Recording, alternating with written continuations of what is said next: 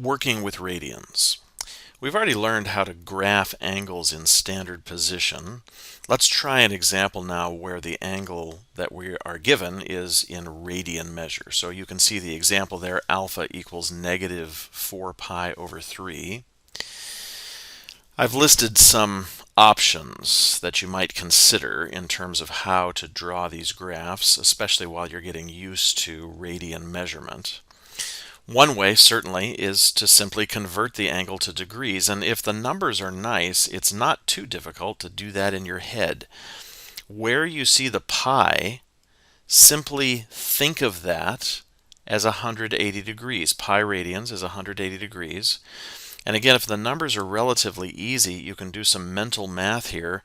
3 goes into 180 60 times, and 60 times 4 is 240. So this must just be the angle negative 240 degrees.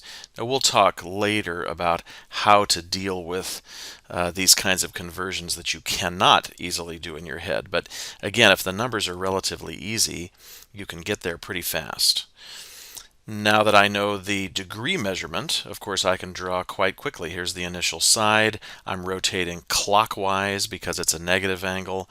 Let's see, I'd have to go 180 and then 60 more to get to 240. So the angle is going to look something like that. Another option that we have is to use memorized values. Now, obviously, this will only work if it's one of those special angles. But when I see a 3 down there at the bottom, I think, oh, this has something to do with 60 degrees. And again, if you have memorized those special values, then you will know that 4 pi over 3 is 240 degrees. I've got the negative, so again this would be negative 240, and just from those memorized values I would know again how to quickly draw on my angle. Of course that will only work if it's one of those memorized values.